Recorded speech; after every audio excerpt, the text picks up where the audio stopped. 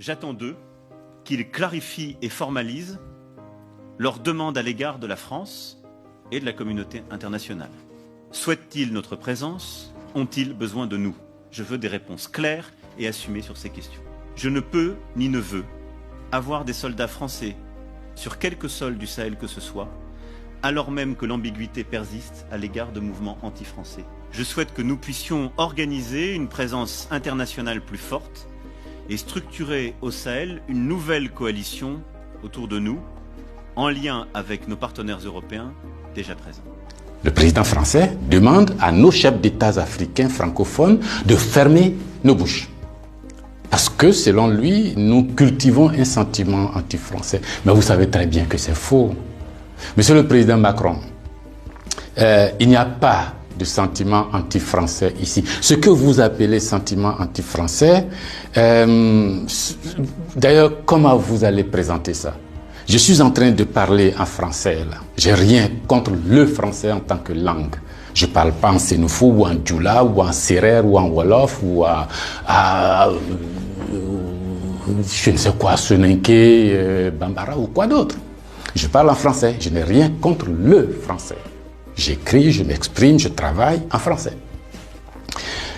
Je n'ai rien contre les Français. Nous n'avons ici en Afrique francophone rien contre les Français. Ils sont nombreux, ils ont des entreprises, ils créent des emplois pour nous, ils payent des impôts. Nous sommes nombreux à travailler avec eux, à travailler pour eux. Ils travaillent souvent pour nous. Nous sommes des amis, nous nous marions, nous vivons ensemble ici comme en France sans aucune animosité. Donc, c'est pas un sentiment contre les Français ou contre le Français.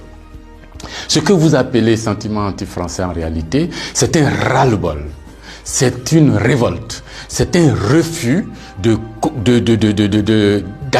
la mainmise de l'État français sur nos autorités et par ricochet sur nos économies, sur nos peuples. C'est ce que nous refusons. Les relations incestueuses entre l'État français et les États africains, c'est ce que nous refusons. Les relations de connivence entre l'État français et les États africains, c'est ce que nous refusons. Parce que simplement ces relations étouffent la démocratie. Ces relations étouffent le respect des droits de l'homme. Ces relations étouffent la possibilité que nous devons avoir de demander des comptes à nos dirigeants. Ces relations étouffent l'expression plurielle chez nous.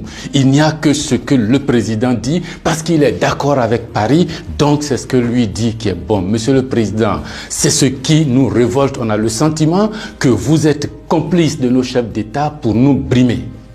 On a le sentiment que les droits de l'homme que vous faites respecter en France, les libertés individuelles que vous faites respecter en France, la déclaration universelle des droits en France, déclaré là-bas par vos ancêtres, Monsieur le Président, on a l'impression que vous considérez que nous, en Afrique, on n'a pas droit à cela. Nous, en Afrique, on n'est pas digne de cela. Nous, en Afrique, on n'est pas suffisamment humain pour avoir les droits humains. C'est ce qui révolte cette jeunesse-là. La conséquence, vous voyez chaque jour de nombreux jeunes essayant d'aller là où les droits sont respectés, là où les libertés sont respectées, là où on a le sentiment qu'ils sont des hommes. C'est ce qu'il faut changer, Monsieur le Président. C'est ce qu'il faut changer. Vous pouvez parler 1000 fois à nos chefs d'État, vous pouvez leur donner des instructions 1000 fois, mais ça ne changera rien dans la tête des populations africaines ici, dans l'esprit des populations africaines ici. L'idée est que nous voulons redevenir des hommes libres. Nos ancêtres ont été vendus comme des marchandises par vos ancêtres. Comme des marchandises.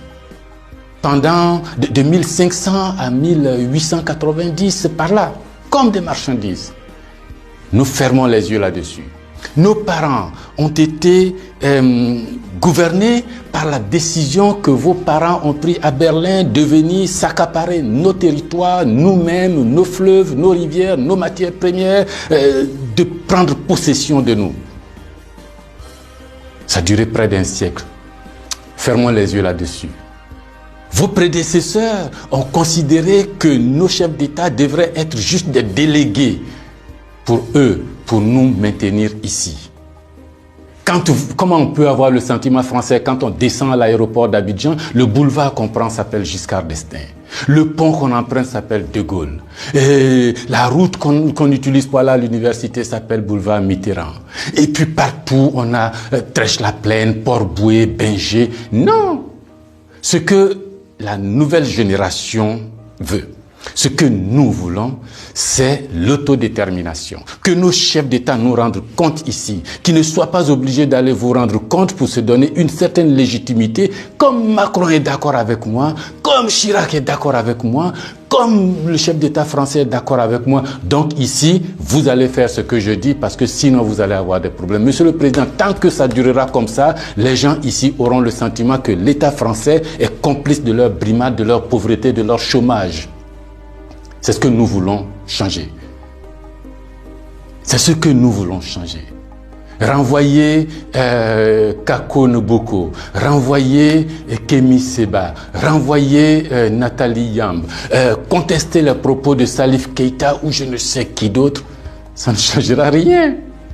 C'est dans la tête de chacun. Chacun de nous, les gens, ces idées-là ont imbibé notre esprit maintenant. Le désir de liberté, vous devez connaître ça. Vos ancêtres se sont battus pour avoir cette liberté. On fait plusieurs guerres pour jouir de cette liberté. Ce que nous voulons, c'est ça. Liberté de commerce, liberté de nous organiser, nous autodéterminer, faire ce qui est bon pour nous sans nuire à vos intérêts. Mais ça ne vous dit pas de venir nous imposer vos intérêts. Si vous pensez, chers auditeurs, que ce message vaut la peine d'être diffusé et que nous soyons nombreux à nous l'approprier, sans animosité, sans bestialité, mais avec fermeté et conviction, il faut liker, il faut partager. Parce que c'est l'Afrique de demain qui se joue là. Nous ne voulons plus être des marchandises, nous ne voulons plus être sous la tutelle de quelqu'un, nous voulons redevenir des hommes libres.